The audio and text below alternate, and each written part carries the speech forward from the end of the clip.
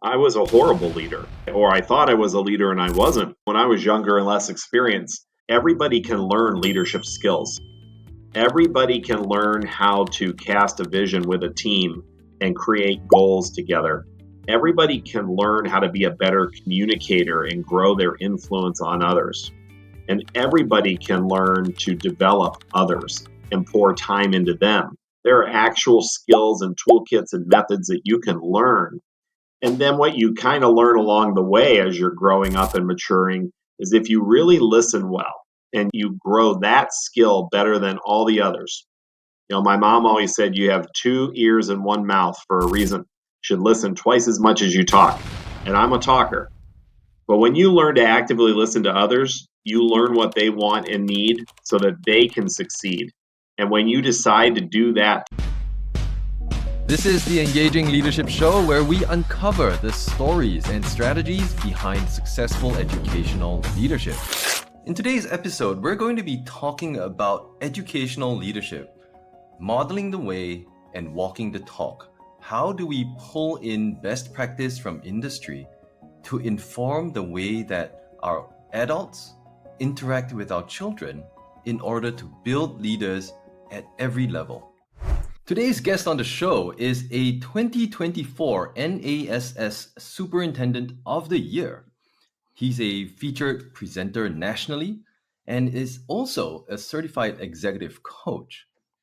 Now, it's a great privilege for me to be having in our studios with us today Kirk Koennecke. He's the CEO Superintendent of Indian Hill Exempted Village School District in Cincinnati, Ohio. Kirk, welcome to the show. Thanks so much for joining us. And just for us in the audience who may not know much about your district, could you share a little bit more background for us? Sure, I'd be glad to. I am the proud and humble superintendent of Indian Hill Exempted Village School District. It's a northeast Cincinnati suburban district. We serve about 2,300 students and growing. We have a thriving city here in Cincinnati. So tell us a little bit more about the IH Promise. It sounds like a good branding statement to cover everything that you're trying to do at the school.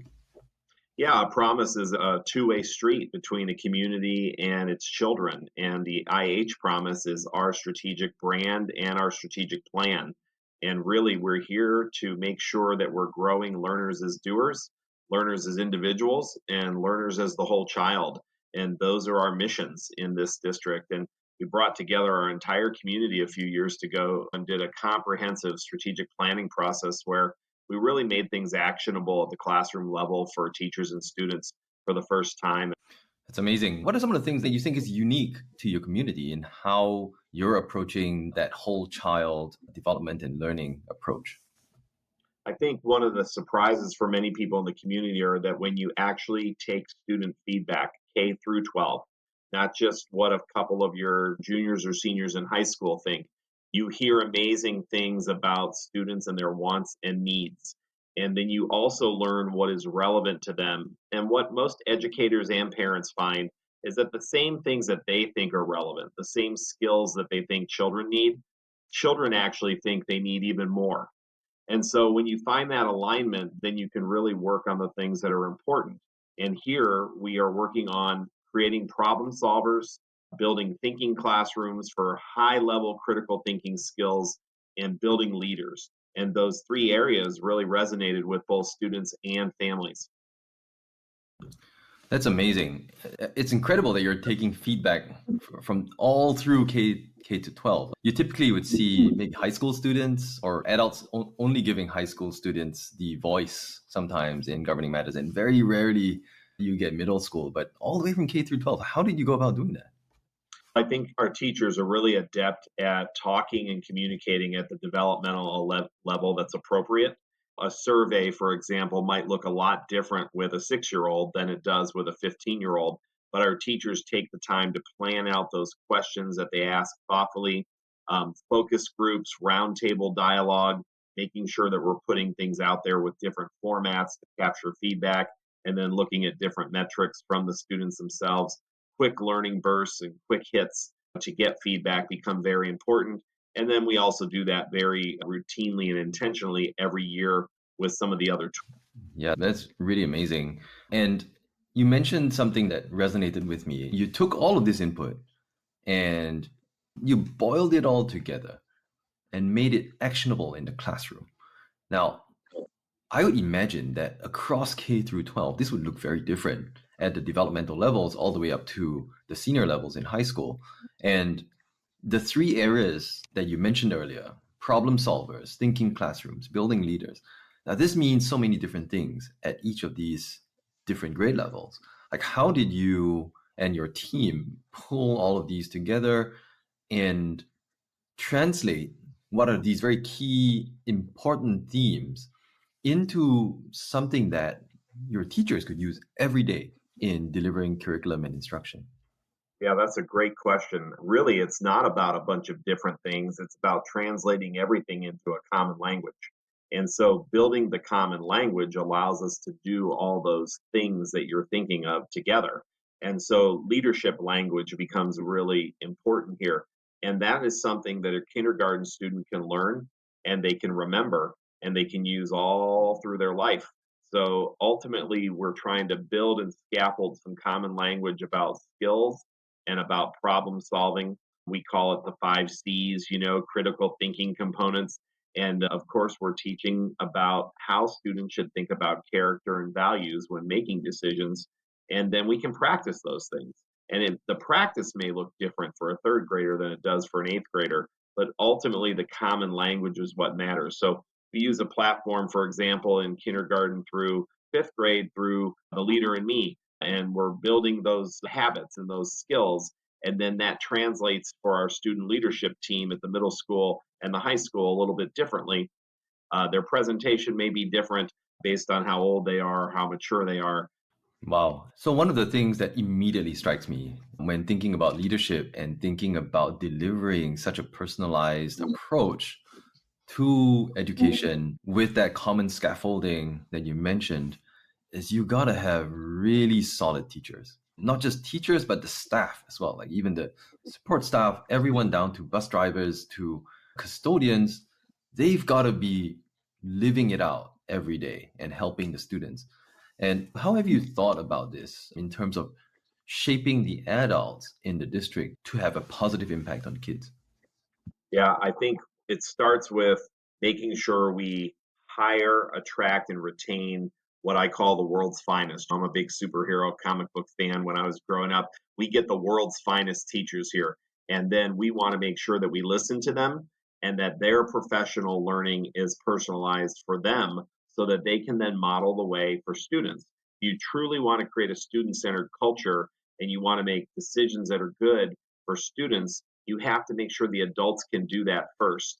And they have to be able to reflect and learn and grow in the areas that they need to. So when we talk about leadership, every individual needs a chance to reflect on themselves and grow and learn about their own leadership.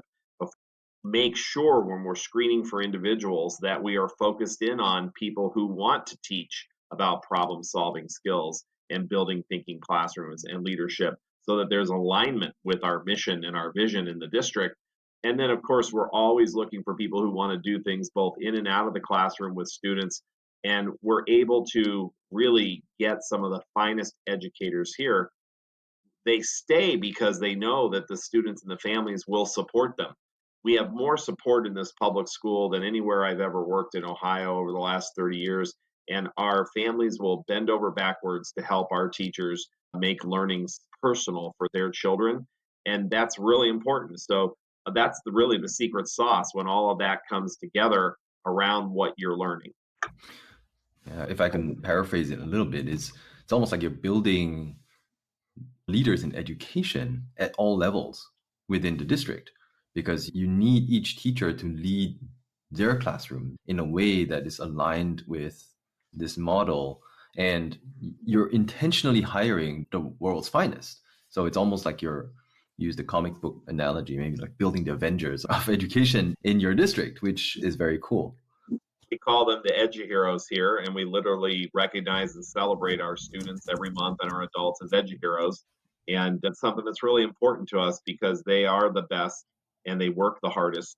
And we want to celebrate that work that they do together. Yeah. And one of the things that we spoke about was this idea of, as a leader within yourself, your executive cabinet, you've got to model the way and walk the talk. And one of the ways that we spoke about doing this is you're taking in best practice from industry. You're looking not just the best within education, but you're looking at the best across the board, like in all organizations around the world, what works well, and you're taking that and applying that within the district. I'd imagine this would resonate really well, especially with many of your families that you mentioned are working for Fortune 100 companies.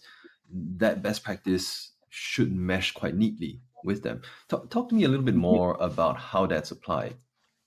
Yes, our families and our students understand both the high expectations for performance and also the pressures that come with that.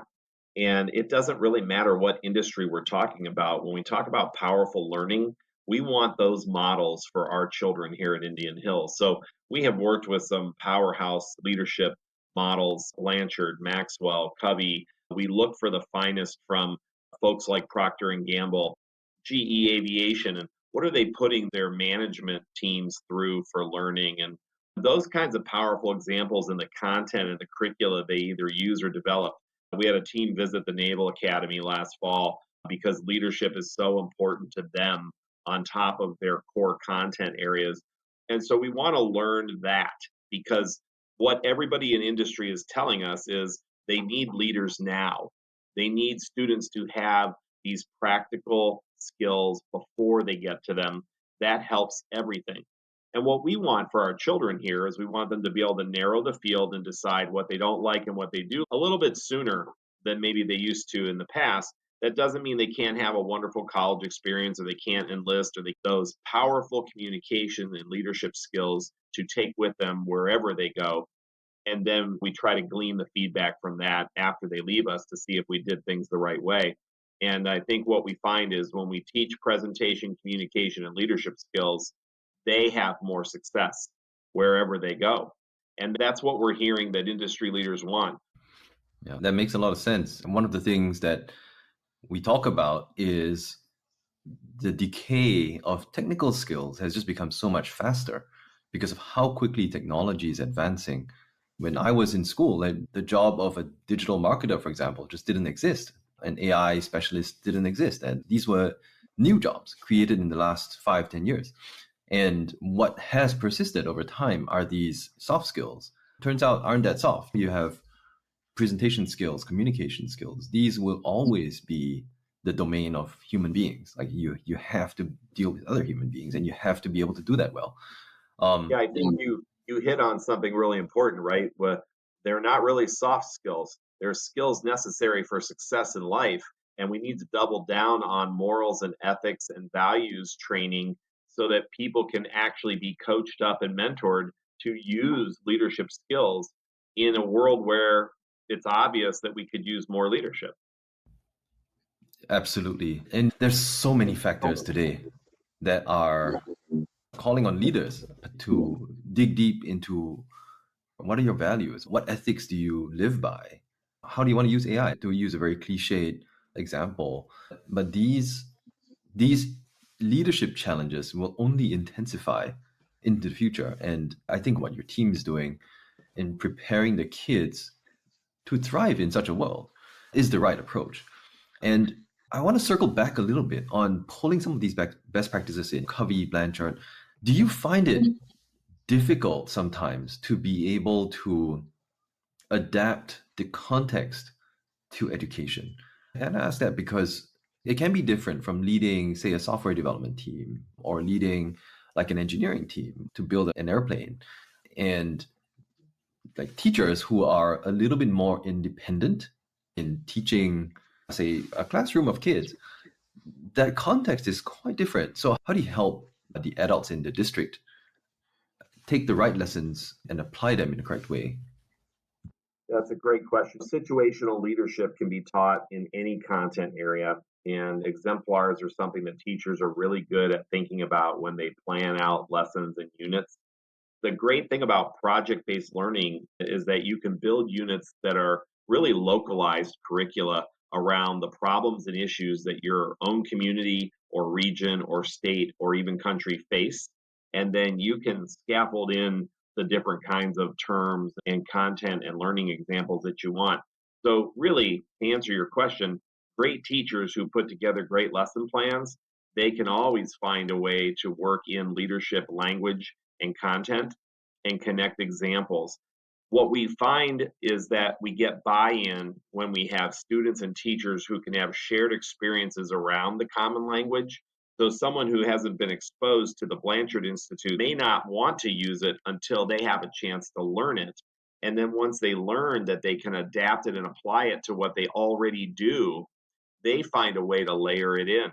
And again, people don't know what they don't know, and there's nothing wrong with that. So a lot of the times it's let's introduce these things and then we'll figure out how to make it work for Indian. And what happens so often is people don't look at these platforms, they don't look at other industries because they don't want to take the time. And I would say that's wasting time. So when you invest time into investigating and learning and then layering these things in, you actually become more efficient, more effective, and you use your time more wisely for children, which is what we're doing here.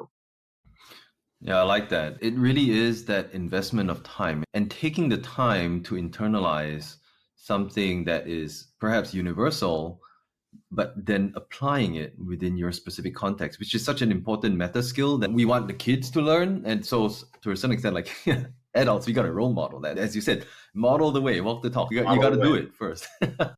And yet so few districts around the country are doing it. And we look around and we wonder why there's so much competition and alternate choice for education. And that is because other groups are finding vehicles and marketing and branding them where they're giving people targeted learning selection. And public schools have to adapt to that and outcompete that. Yeah, that's amazing. And how have the staff been responding to this sort of challenge? Because I imagine this is them going above and beyond perhaps what might be expected of a teacher, rather than just take the curriculum, I'm going to deliver it, apply my teacher skills. Why do I need all this leadership stuff? Yeah, I think what you said just a moment ago is maybe a more standard approach to public education, not an Indian Hill approach. And when we talk about the world's finest educators, these people are here to build people. This is a people organization.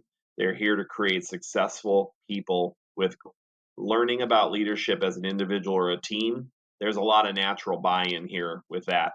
And then on top of that, when you introduce these ideas to the adults and they get to learn about themselves, that's a huge investment in their professional learning, their development, right? And they understand that content's always important. But the relational side of all of this is we got to pour into each other to become better people. And then we have to model that for others.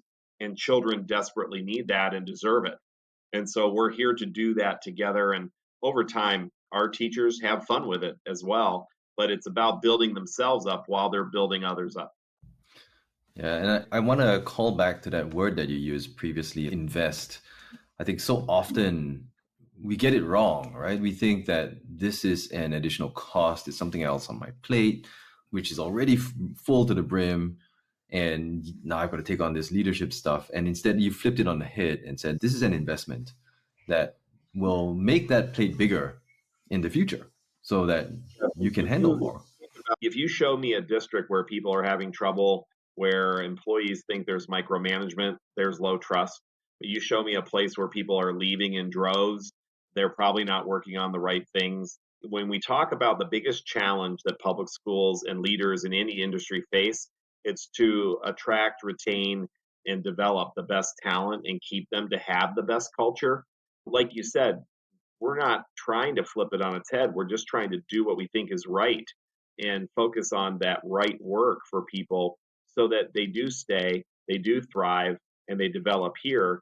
And by the way, that saves time and money. It's all the problems you get when you don't work on those things that cost you a lot of money and waste your investments. So it is a way of thinking, right? And you have to buy into that. But we get the most bang for our buck, figuratively and metaphorically, by working on these things. Yeah, that's a great point. And Financially, spend some time looking at this as well, where it can cost a district anywhere from 50 to 150% of the annual salary of a teacher if you lose one. This comes from rehiring, retraining, the lost productivity in the meantime, the impact on students, and it's a lot of money. Even worse if you lose a principal or you Yeah. lose one of your top level leaders, and the financial implications can be really hard for districts. Exactly, especially if it's what they call regrettable attrition. And I think that's something that some industries have embraced as a calculation and hence have made that investment as a very financially prudent investment. And it's great to see that you're also taking that lens in doing this. So I want to switch gears a little bit and talk about your own personal leadership journey, because you're clearly very passionate about building other leaders, both in your staff, amongst the adults, as well as with the kids. Where did that come from? First and foremost, I think it came from my own family. I'm a first generation American. My parents are immigrants who came here with that American dream in their minds and passed it on to their children, and that work ethic they instilled in me. And I was very fortunate to be around teachers and coaches. I know that I am nothing without that help. And I believe public education was a real key for me and open doors so that I could be successful for myself and my family in life. And so I really value the journey as a public education product and now someone who gets a chance to give back to children. That's amazing. And when you made the decision to become an educator, was that influenced by the educational experience that you had as a first generation American? No, actually, it was motivated by what I did not see happening in terms of leadership and values and experiences for children, and wanting children to be the center of attention and decisions to be made about children first in a society where we tend to get distracted sometimes by instant gratification and other things. My goal always has been to treat others the way you want. Got it. That motivation of being able to deliver the best possible educational experience for kids. It sounds like there wasn't much of a mindset shift when you got out of the classroom and became an administrator. What was that transition like for you? I think it comes down to, you and I've talked about this before, there's a difference between coaching, mentoring, and training others. And when you're a classroom teacher, you're really in a lot of training mode and coaching mode. That's a little different than mentoring. What I found was, because I had such powerful coaches and mentors in my life, maybe I should stop observing all the problems and admiring the issues that are out there and try to do something about them. And that's where you have to flip the switch in your mind mentally to become a true leader of others, is that it's not about you. It's about pouring into them, and it's about helping others. That'll take care of you. There's so much that a superintendent has to deal with to run a district effectively. And yet you said yes to the job, not once, but twice now. What motivated you to take on that pain of being a superintendent? I think it's a mindset again. I don't look at it as chasing a job or a salary or benefits and getting lucky, right? I look at it as I get to do this work. To me, this is a strengths based, gratitude based role. Nobody who goes into public education thinks they're going to get a great job and become rich, right? This is about the people and who you get to. And so I get to work at Indian Hill every day. I am full of gratitude, and I understand also the awesome responsibility of getting to do this. And I'm blessed to be here with my wife in this area. Been here at Indian Hill now going on almost 7 years soon. And I believe that the work we're doing is very important to model for public schools, not just in Ohio, but nationally. And I believe people have taken note and paid attention to what our organization has done, not me, our team, because they're doing the right work. And it is so important for children. It's important for our region. It's important for jobs and careers and those families. And it's important for in several different roles. When you think back about the first time that you were leading and you compare that to what you know about the world today, What are some of the things that have changed and what has remained constant through this journey? That's a great question. I think people think about this a lot but don't talk about it. So I'm so glad you asked. I was a horrible leader, or I thought I was a leader and I wasn't when I was younger and less experienced. And what you learn is that everybody can learn leadership skills. Everybody can learn how to cast a vision, and everybody can learn to develop others and pour time into them. There are actual skills and toolkits and methods that you can learn. And then what you learn along the way as you're growing up and maturing is if you really listen well and you grow that skill better than all the others. My mom always said you have two ears and one mouth for a reason. You should listen twice as much as you talk. And I'm a talker. But when you learn to actively listen to others, you learn what they want and need so that they can succeed. And when you decide to do that to help develop them, not just think about what you want or need, that's when leadership happens. It's really about that influence for others. And I've learned that over time, and people have taught me that. And I hope to be able to teach it to others. What do you think were some of the things that you struggled with as an early leader that looking back, you're thinking, okay, there's so many different ways that you could approach certain things? Yeah, some of those are about self awareness. As you are working in any role, any organization, as an individual, you have to be very self aware. And part of self awareness is how much of your wants and needs are dominating your thoughts versus what others want or need from you. And when people give you a task or a goal and you're a part of a group that's trying to produce something together, if you look at it as important, but some people don't do that, right? And that's where they make mistakes. They think about their own tasks in a silo. They think about their own personal goals and their own personal success. That doesn't mean we shouldn't do that at times, but situationally, we have to learn to do that within the context of our role, a team, an organization. And that's when we can really grow individually while growing with others. That's a great point. It's so unavoidable, right? In so many organizations, you have turf wars, as they call them, where you have department heads who, whether intentionally or sometimes subconsciously, just advocate the needs of their department over the entire organization or the team.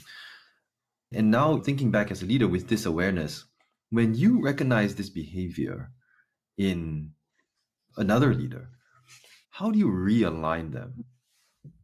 We give immediate feedback. We remind people that the culture in the room is the smartest person in the room, not any individual. And we remind ourselves and reflect on our norms and values. And those things are tied to the IH promise. And we are all here not because Kirk has an idea or a board member has an idea or some coach has an idea. We are here because as an organization, we've landed on shared missions and values, and we're going to stay aligned to those to get the outcomes we all want and that we all agree upon. And so when there's misalignment, you have to have immediate feedback, you have to have dialogue, and then you have to do, in my role or other roles, you have to do the work of leadership, which is coaching, mentoring, or training. And that's all based on who you're dealing with as an individual or a team at a given time for whatever tasks you need to address. And there are skills and training and education that go into that over time. I wish people would have started that with me when I was much younger. I would have been better at it when I was much younger if I could have learned when I was an assistant principal what I know now. We try to do that here. Got it. That makes a lot of sense. You want to lay that groundwork and that from foundation as early as possible with people. And I like that immediate feedback element that you mentioned is so critical. What's your approach? Do you believe in It's a mission with shared values. That's really important. the direct method, like in the midst of a meeting, like just call the guy out? Or do you believe that there's a little bit of tact and diplomacy sometimes that's needed? You got to pull the guy out after the meeting. Like, how do you do it?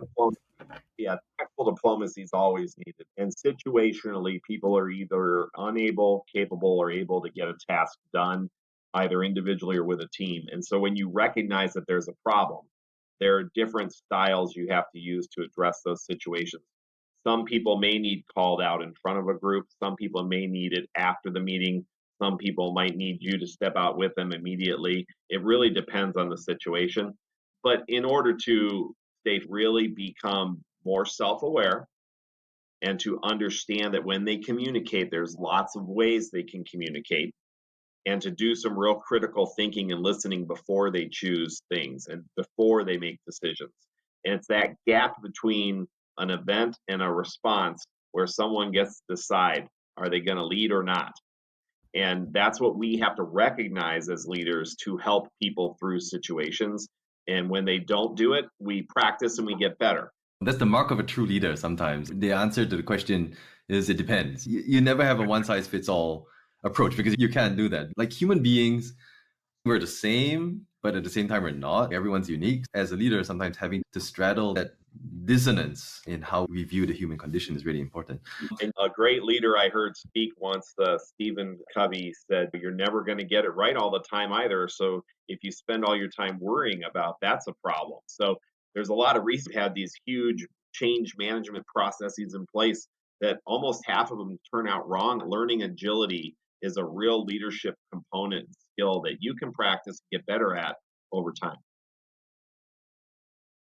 That's a great point. And we don't have time to dig into the whole nature and nurture debate about whether leaders are born or raised. It sounds like from this conversation, though, your belief is very much in leaders are raised camp. Like you can build leaders up. Obviously, some are born better than others, but everyone can be a leader if you put your heart and soul to it, right? Last question that I have for you is, if you were giving advice to someone a little bit earlier in their educational leadership journey and thinking about taking the next step, and if you could boil it down to 30 seconds, how would you advise them to think about how to proceed? Open up your mind and learn as much as you can by listening to other leaders. Take what you can from those other leaders, pour in and lean into them, and think about what they're teaching, and then practice. And there's ways to do that and learn about that over time. I love that. That's very practical. Listen to as many other leaders as you can find, lean into their advice, and practice it for yourself, right? And that's how you find your own leadership voice. Thank you so much for joining us on the show today, Kirk. It's been such a pleasure, and you've shared very generously all the different insights that you have. I really appreciate it. And for all of you listening, thank you so much for joining us. This has been the Engaging Leadership Show, and I'm your host, CT, signing off. And that's all for the Engaging Leadership Show today. If these stories resonated with you at all, head over to engagingleadershipshow.com, all one word, where you can subscribe for free to receive more leadership stories and strategies every week. Also, at that link, you can access the archive of all the featured episodes we published in summary form. It's a veritable treasure trove of educational leadership wisdom distilled for your learning pleasure. Once again, the link is engagingleadershipshow.com. Sign up today to receive the next summary this very week. Until next time, keep leading with purpose and passion, and I'll see you in the next episode.